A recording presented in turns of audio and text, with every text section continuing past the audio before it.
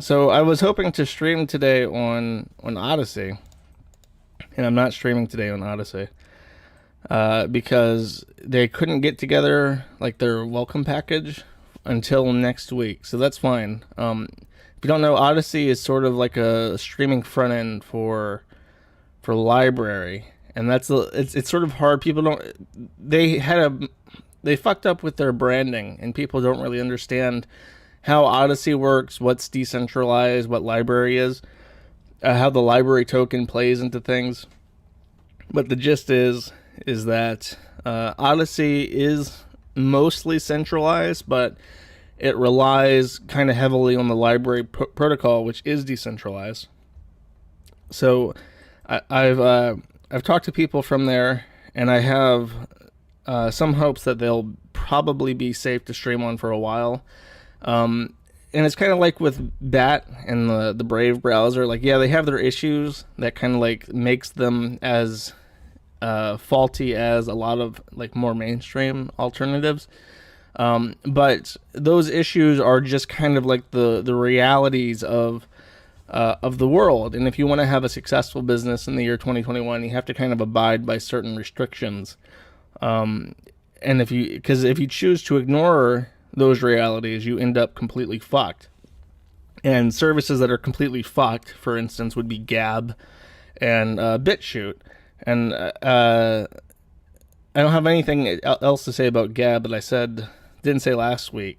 But Bitchute is kind of in a death spiral, and I'll explain why. This came out a while ago. This story about what is it? Hope, not hate. I think this was in December that this first got discussed, but I'm going to kind of walk you through why it's a thing now as well. There was an announcement that Bitchute was working with an anti-hate speech group called Hope, not hate. And, this was 17th of July. So this was mid last year that this news came out. Scared a lot of people. There was no immediate action taken, but we've seen more murmurings that things are getting censored on Bitchute. Entire channels are getting deleted. There are certain search terms which turn up 0 results, even though they have a lot of results on Bitchute.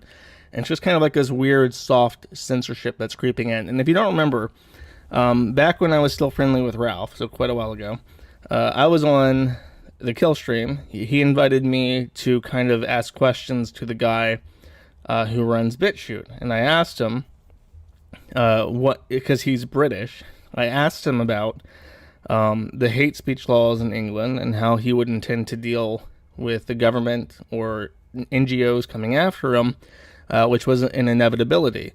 And he said that even though he was English, he lived overseas in some territory. He lived in like Indochina or some place like that. And he said it wouldn't be a big deal, and he would just move it if something happened that jeopardized the operation of Bitchute. And it's come to fruition that's not the option that he chose to go with. He is trying to bend with the demands of the mainstream, and it's hard to blame him. But at the same time, because it's a completely centralized service, and because he's also censoring, it's hard to say like, oh, well, I'm going to continue to use this as an archive, because what good is an archive that's centralized and censorious? There's no point to it. So I would like to move all of my archives to library in the future. And the only thing that's stopping me from doing that right now is that library does not let you set a publishing date. If you upload a new video, it's considered published as soon as you upload it. So I would very much prefer if the archives were sorted in a index by publishing date, which I could set when I uploaded it.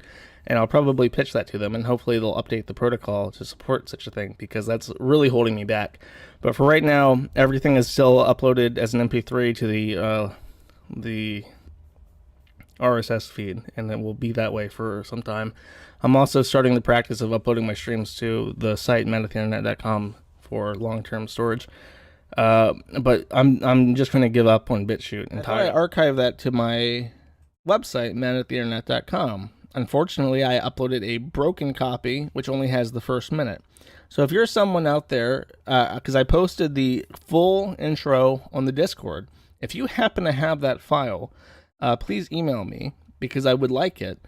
And I thought even, I'll just go to the Bitchute archive and see if I have it there. And I went to the Bitchute archive, and guess what? The archive of that stream is gone. And I thought, did they ban my account? So I opened my account, and there is no, it's still there, but it seems like Bitchute has been going through archives based on whatever process that I don't know, I've not heard of, and they're deleting arbitrarily random streams, and they are not uploading archives of it or sending me a notification about it. So there's a huge chunk of my streams that are uploaded to Bitchute primarily as a fallback, and those archives are now completely worthless because there's something at Bitchute which is deleting them. So library is peer-to-peer decentralized. All future streams will be archived to the library. I'm going to try and keep archives of them on madattheinternet.com directly. That's a pretty resource-intensive endeavor. And I might use a tool to download the RSS feed for my stream and archive all the audio versions as well, because those are different. I process those. I remove some of the audio imperfections. I use a CN levelator program to make it so that playing them in the car isn't so annoying. There's not so much bass. And I edit for time. I remove gaps. If I ever stop talking on a stream, it's because I know that I use a truncate silence tool to remove gaps of me not saying anything. So the audio streams are a little bit cleaner than the actual video streams, and I want to archive that as well. And I might locally host my own RSS feed in the future. But very upset to hear about Bitchute being what it is. But like I said years ago, Bitchute is hosted in the UK by a British national. And if you guys have learned anything, it's to never trust the English for anything. Ever. Never. Just never do it. But that is my motto for life. If it relies on the British, it's worth absolutely nothing. This has always held true in every element of my person and my history. And one other thing I mentioned, because right now I'm only streaming on YouTube, I don't even have my Discord, so people have suggested trying Odysee. And to clarify, there is a difference between Odysee and library. Library is a protocol. There is library credits, which are a cryptocurrency. There is library TV, and that has rebranded to Odysee. And Odysee is a centralized service. It's no different than DLive or Trovo or YouTube or whatever. It is just a centralized service. And they have their own rules, and it is a business front end for the library company. And it has all the flaws of a centralized service. The only boon that it really has is that it integrates into library, and that's very nice to have, to be fair. But it isn't like a final solution to like live streaming, you know.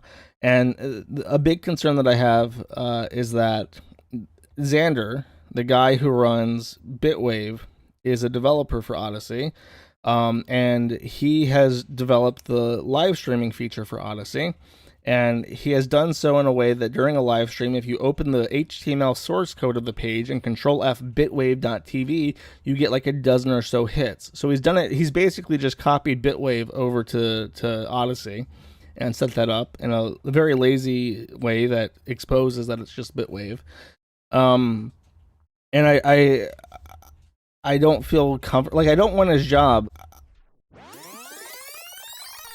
I don't feel comfort. Like, I don't want his job, but I've asked for clarification, just full disclosure, that if he has any influence over who's allowed to stream or the accounts on Odysee, I will not stream there because I do not trust Xander with anything. He is a fucking chronic liar. I would never put any stock into anything that he has any investment in, period. So I don't know if that's like a bitch move or whatever. You can complain about it if you like Xander, but I would never ever have any association with Xander, any association with them.